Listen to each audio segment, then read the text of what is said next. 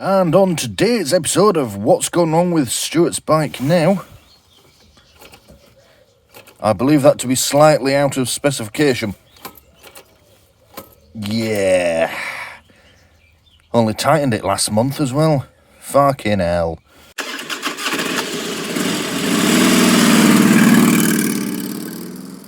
Right, well, I think it's safe to say that the chain is definitely gone. To give it some context, it was perfectly okay when I rode this bike to a meet on Thursday.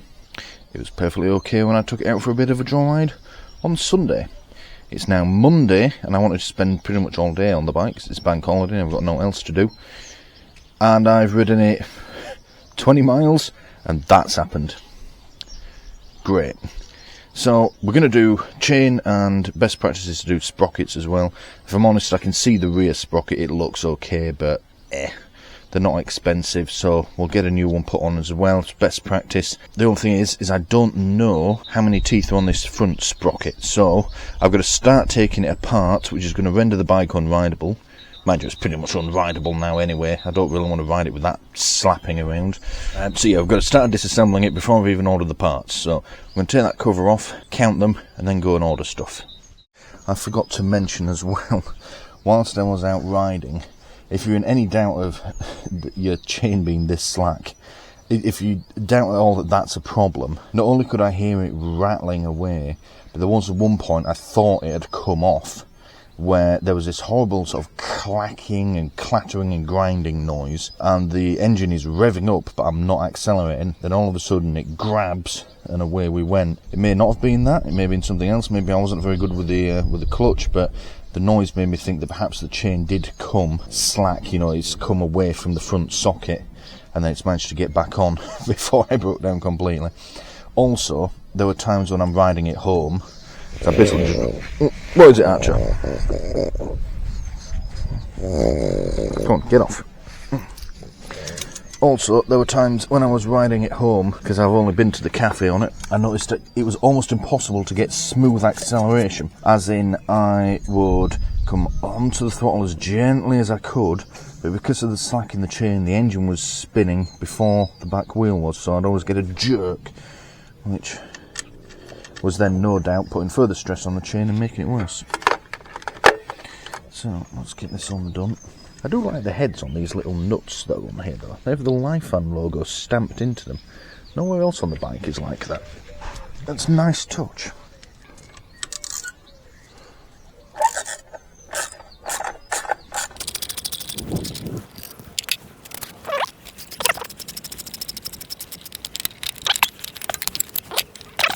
Right, and there she is. That cylinder is a fucking clean, doesn't it? Look at the state of that. Yeah, I'll have to get some parts cleaner on this before we put it all back together. Look at the state of my fingers. Oh, that is metal after all. It sounds like plastic when it's on the bike, but it's not. Alright. See, I was about to say the sprocket isn't in too bad of a condition, but if I look closely, the teeth are worn on it. I can't quite pull the chain off by hand. That would have been an excellent demonstration of just how loose it is. It is going to have to come off though, so that I can count the number of teeth on it.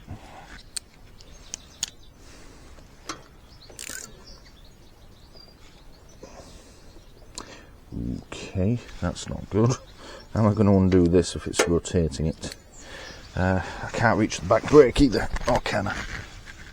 Yes, I can. Oh, come on. I may need more leverage. Oh, I think that went. Yeah, there we go. What does it they say? Give me a lever large enough and I shall move the earth.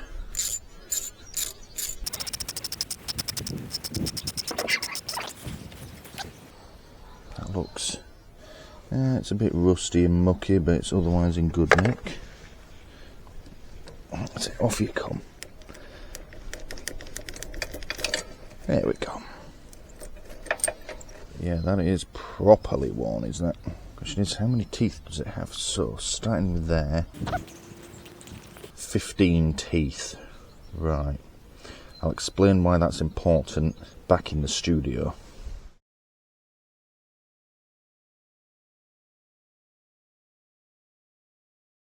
Alright, back in the studio. Now, it's been 6 days since the bit that you watched just a couple of seconds ago, and the parts that we need, or that I need, rather, I keep saying we, you're not doing anything, I'm doing it all myself.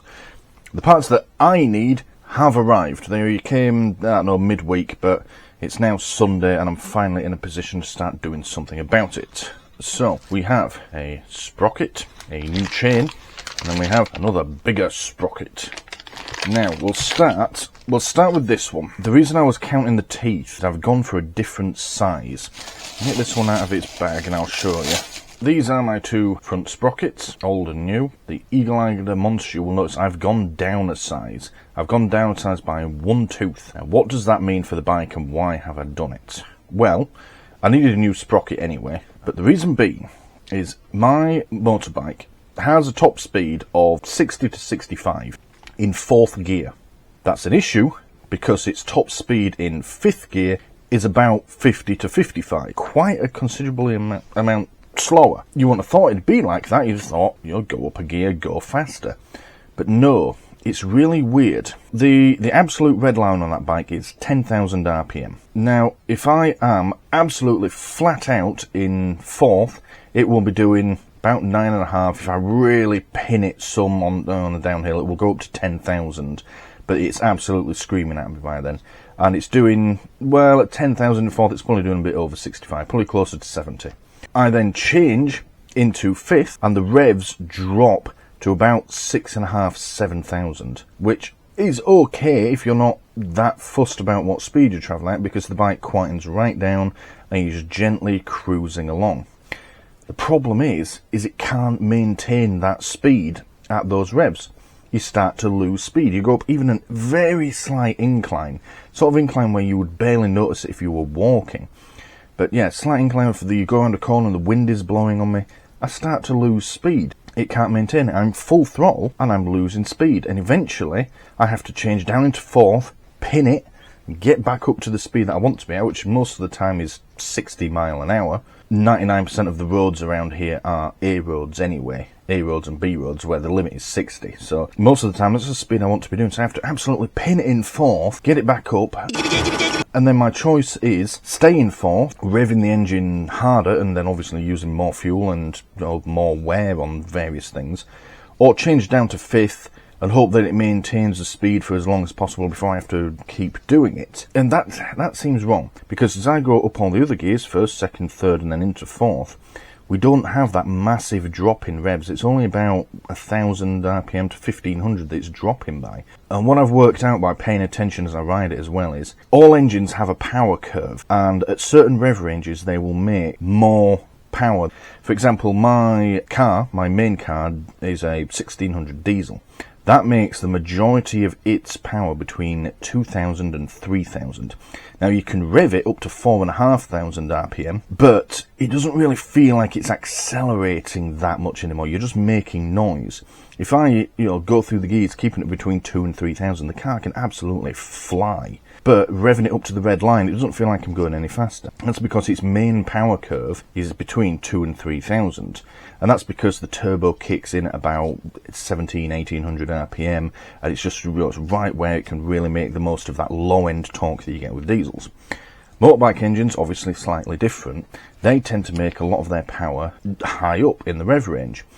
And it seems to me that we're dropping off the power curve, and unless I can find a way to get the bike up into that rev range whilst it's in 5th gear, there's no way to get around that. I'm going to drop off the power curve, and then I'm just going to start losing more and more speed. Unless I start going down a hill or get a toe off someone, the only way to get it back is to drop down a gear, get back on the power curve, and accelerate again.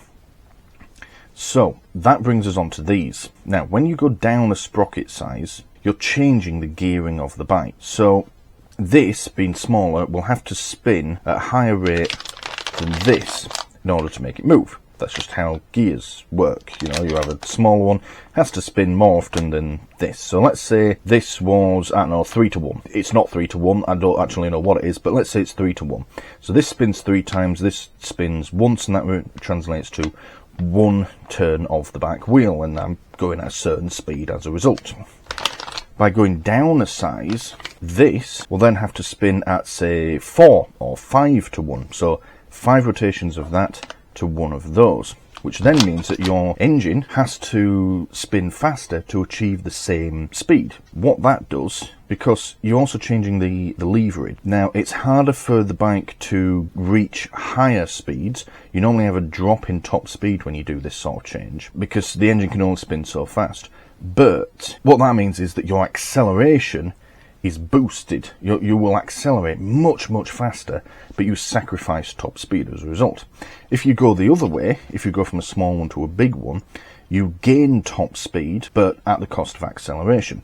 And if your bike has ample power, as in it's a large engine, then that's fine. It can also help with things like fuel efficiency. You know, your engine doesn't have to work as hard, so will therefore use less fuel to maintain the same speed. What I'm hoping is going to happen here is by essentially dropping all of my gears, because we're going to affect all 5 gears, essentially dropping them down a ratio by putting a smaller sprocket on, is when I change into 5th, I'm going to be higher up the rev range, and the bike may then be able to maintain the speed that I want from it. Now, I do then lose theoretical top speed, and I say theoretical top speed because the bike doesn't have that much power anyway. If I could get the bike to the red line in 5th gear, it'd be doing probably over 100 miles an hour. But there's no way it could ever do that because the 125 engine just doesn't give me enough power to reach 100 miles an hour. Going with this, the engine will be revving faster and harder in 5th to maintain the same speed.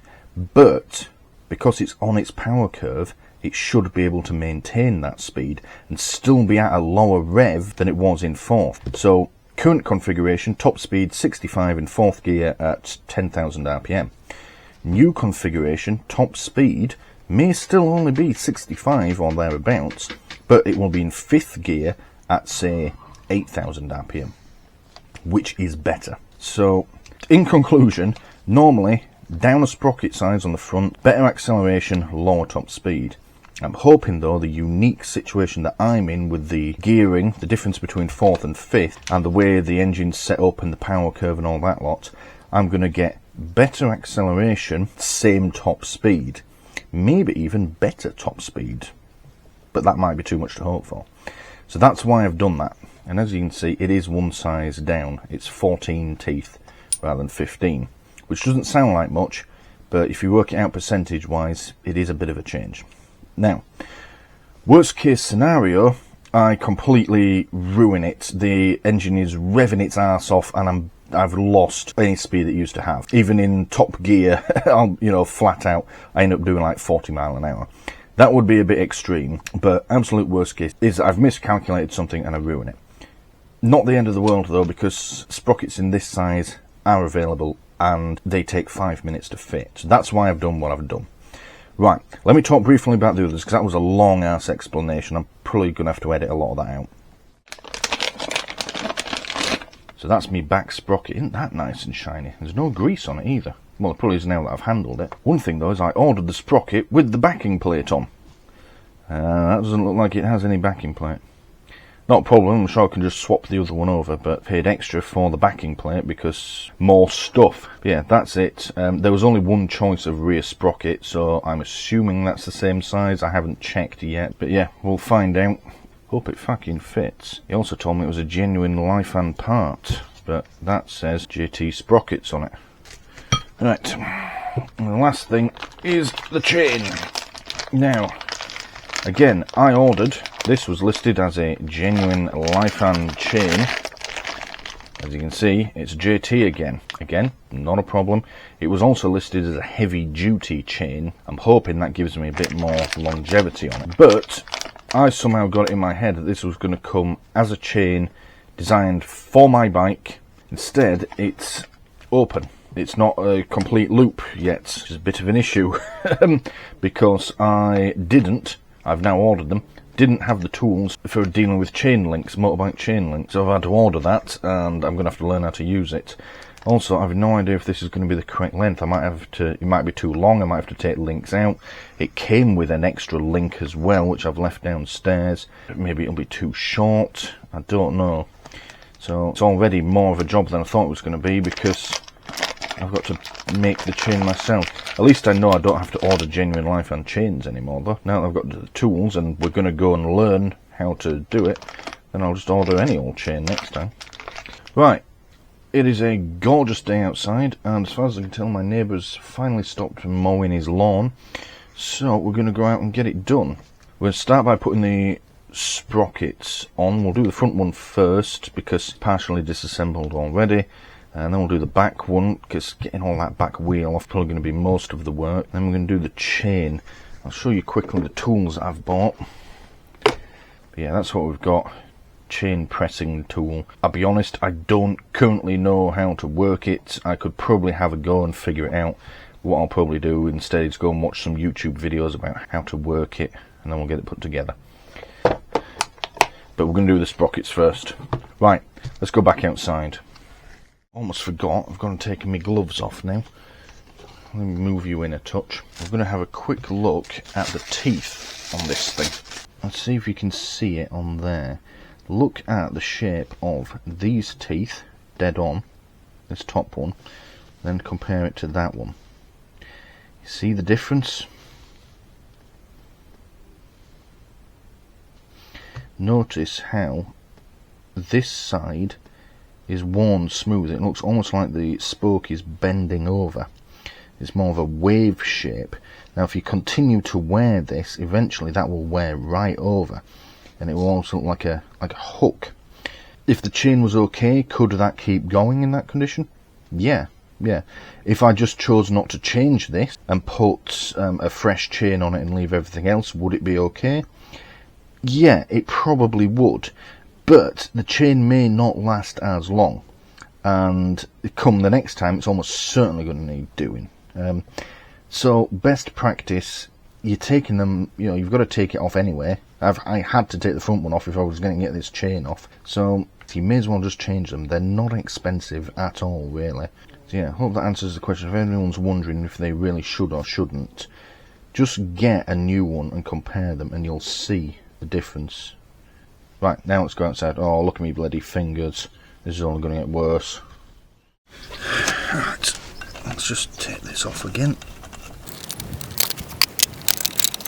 Here you come. I'm going to go out tomorrow and get some brake cleaner. Clean that shit up.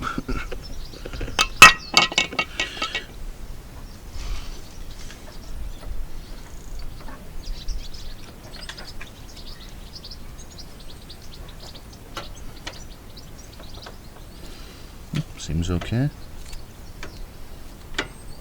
Bike must be in gear. Okay. Obviously it's a tight fit, but then I won't expect anything else. I'll just get all that retaining plate out. Right. So.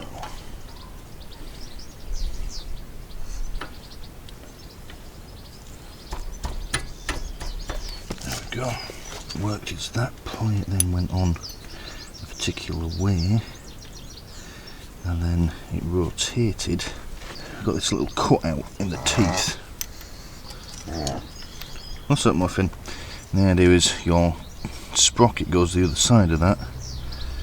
That then goes in there and rotates somehow, if you can line it up properly.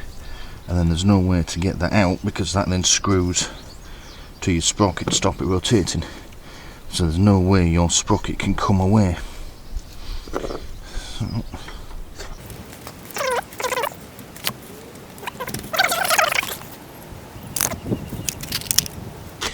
Of course, because of this plate, now that you've twisted it, can't move backwards or forwards, it stops your sprocket going, not just coming off the end, but also going further in, so it keeps it exactly where you want it to be.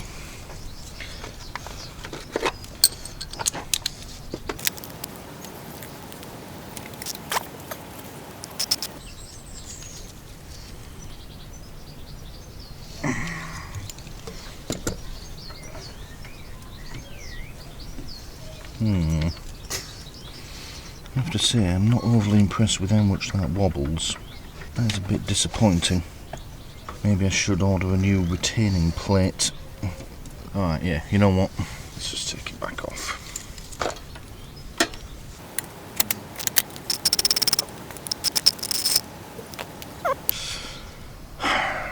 It's frustrating, but I think I'm going to order a new retaining plate. Probably should have done that the first time round. It's hard to tell.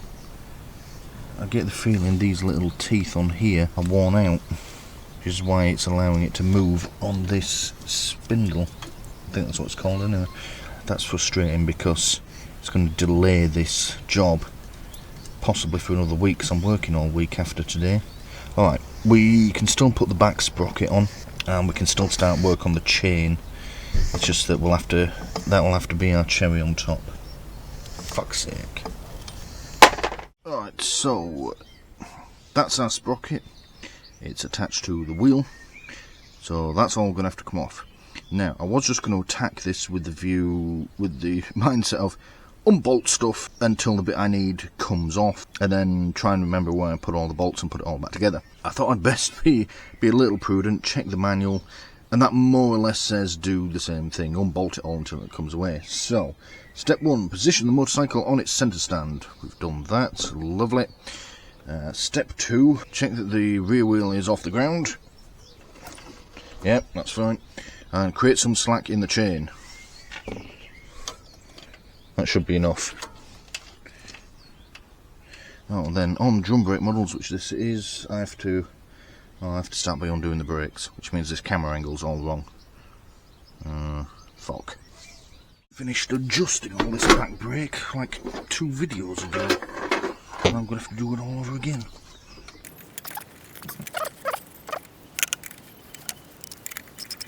What I might do is take the opportunity whilst all the back wheels off to give the rear brake a good service.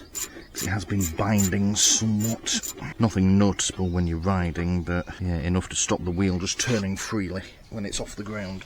There we go. Right, next step. Right, next step is remove the axle, which is this big ass bolt here, and then it slides out apparently, and then the whole wheel comes off. Excellent. There's a nut or a bolt obviously on each side. They are different sizes. One's a 21, the other's a 19. I don't know if that's done on purpose or not. I mean, 2 ways of looking at that. It could confuse the hell out of you, or if you're an amateur mechanic like me, you only have 1 socket set. So, being different sizes, you're guaranteed to be able to undo it. How cool is that?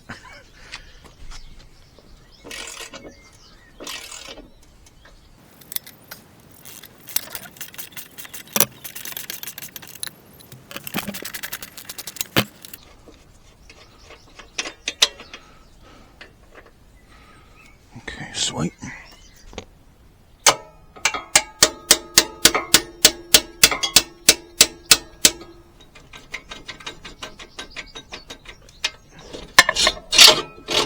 There we go.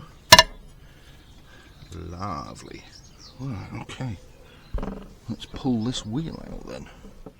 You can't see it, but there's an arm that attaches to this plate here and goes up onto the chassis, and presumably as the suspension moves up and down it's rotating this plate and doing something to adjust how the brakes work and interact. And I need to figure out how to get it off. Looks like there's a split pin and a single nut. I hate split pins. I know they serve a purpose and it's safety critical and yada yada yada. Doesn't mean I have to like them. Oh. Well, that's one half of the split pin out. Guess I need a new split pin. Never mind. Come on. Off you go. Why so man? Weak? So weak. There we go. Oh, the wheel is free. And, but it doesn't clear the mudguard. Fuck it. There we go. There we go. Oh, look at that. Just as I wheel it away, the sprocket falls off. Even better. Also, I realise now, and I feel an idiot for not realising it sooner, I was always going to have to split the chain to get it through the chassis. It goes over the swing arm, around an arm of the chassis as well, or the frame rather, then comes back under the frame and under this swing arm. So I was always going to have to split it. Oh well, I suppose it comes pre-split, and let's put that back in there. Can't remember which way around it went now.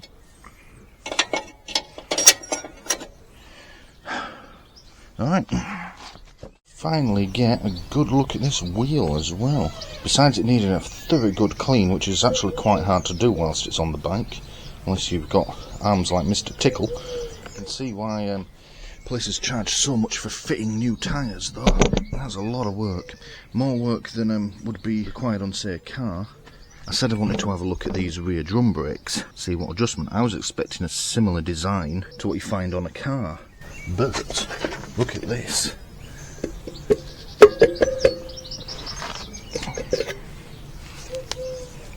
That's it. And all that happens is when this lever is pulled, it rotates that and pushes them out. Look at that. How cool is that? And it's very stiff to apply, and it doesn't retract back all the way automatically. But so I think maybe these springs need looking at, a good bit of lubrication, but the pads themselves look to be in good nick. And the inside of there is in good nick as well. That's our wheel bearing, which I can't feel any roughness in that either. Put that back on there. You're very much in the way there, Muffin. Right, let's have a look at this sprocket. It's what we came here to do. Right, I've moved to the garden step.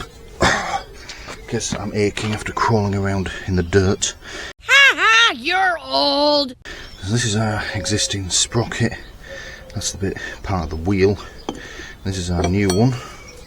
So that's just going to sit nicely like that. Something like that anyway. Same size, same number of teeth. Interestingly, this back one doesn't look...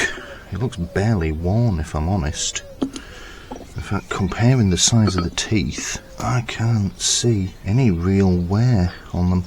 If I didn't already have this, I'd be tempted to leave it on. In fact, these look like rivets. Big fucking huge ones. And I have neither the tools to remove them nor the tools to put new ones in. So I am tempted to reuse this. I mean, I'm curious to know what this little plate is actually for. Do I even need it? It's just a backing plate. It's not doing anything to hold the chain on. It appears to be cosmetic more than all else. In fact, all it's doing is covering up these big holes, which this one doesn't have. Yeah, I'm thinking I don't actually need that. Alright, let's just undo these nuts. We'll just offer this up for size. I mean, it looks to fit like that. Let's just check. Some of these holes are bigger than the others. Let's just see what goes on. I am at some point as well planning on building myself a little workshop so I can do these jobs indoors. That's a way off yet.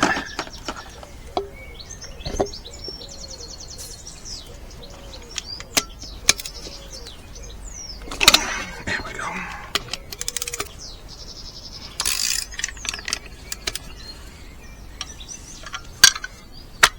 There we go.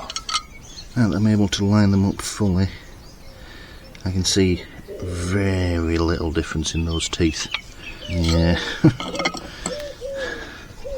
You know what, we're going to put the new one on anyway. It's best practice, and I've gone to the trouble of taking it off. But I don't think I'll throw that away. I think I'll keep that.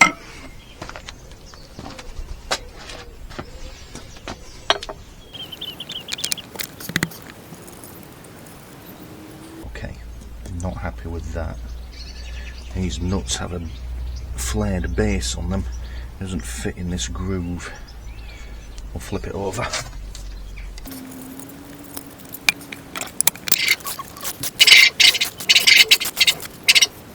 Right, happy with that. That goes nicely back on there. Looks alright. It's obviously not a Lifan one like it was advertised. It's obviously a generic one, but it fits and it has the same number of teeth on. So that's what I wanted. Right, next stage is I need to get that chain off, and I also want to have a look at those drum brakes before I put it all back together. So we're starting to lose the light. What I'm going to do is go away and do some research on how I use that new tool that I've got, and then we're going to come back bright and early in the morning, because with a bit of luck we'll get it all back together. Yeah, at least as much. Alright.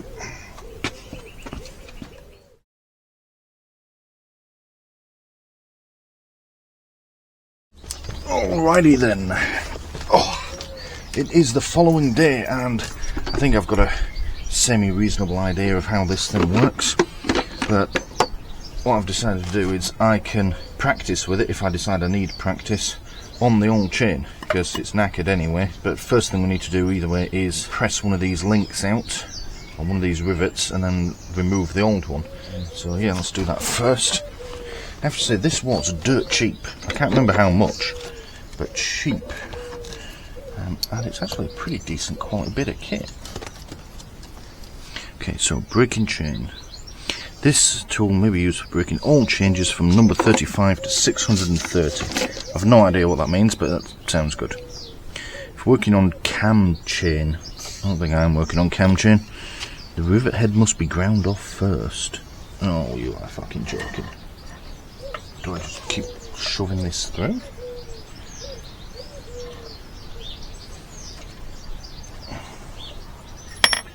These instructions aren't making sense.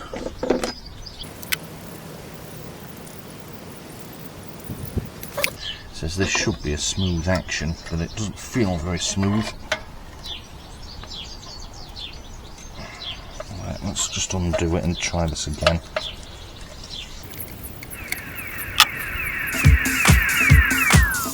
Jag Peter och här kommer då tre personer som tar över. Jag är väl så man gick väl runt. Men jag kan inte vara säkert det nog blir 4. Den är tid. Jag kan hålla fram från. Helvete.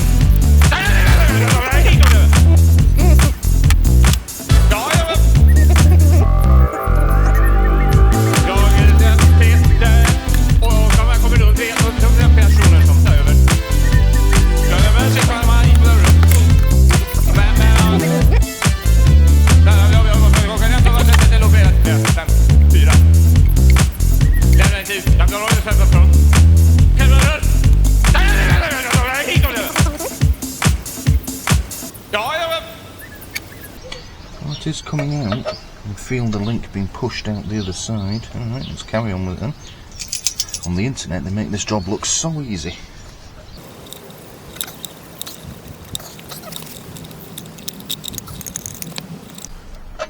It's doing it, it's on its way out. Oh. Tip's fucked though. We've managed to break the tip of our tool. We'll just fucking got this thing. Great. Maybe should have gone a size down. Never mind. That's great, isn't it? Brand new tool. It's all bent and knackered. Alright, we'll go size down. That'll help press it out. No, get out of the way, Muffin.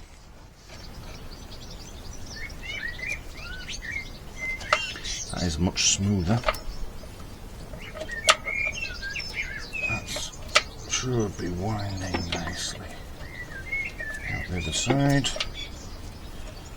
A bit of luck. Yep, I can feel it, it's coming out. Get a bit of resistance there now.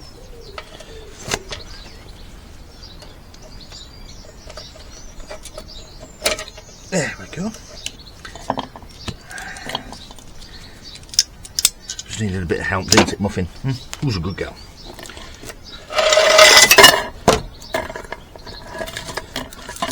That is our chain. Right, now before I go putting my nice new shiny chain and everything else on the bike, I do want to give it a good clean, especially behind that cover where that small sprocket is. So I've been out, got some brake cleaner, let's get that done now. It's trying to rain on me as well, hopefully that'll hold off whilst we do this. Right, shift up, Muffin, you don't want to be around this shit. I just want to get all this gunk out of here.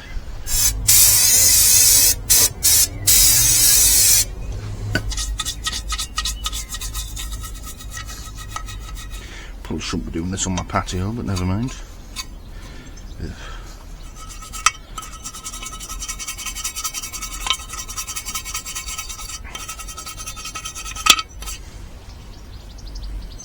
Good thing about this stuff is it's really fucking good. Look at that. And all I'm doing is just using a nylon brush just to take the larger chunks of it off, just to loosen them off. But for general cleaning, just the pressure coming out of the can is enough to blast everything away. I don't want this perfect. It doesn't need to be perfect. I just want to get rid of most of the crud that's in here.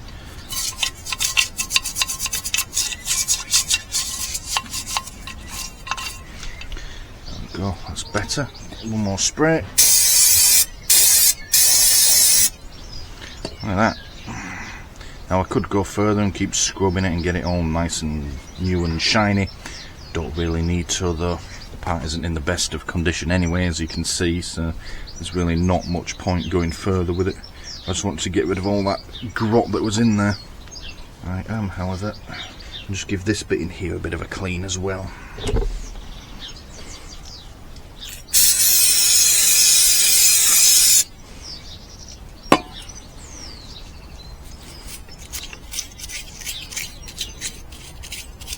Alright, next stage is get that chain back on.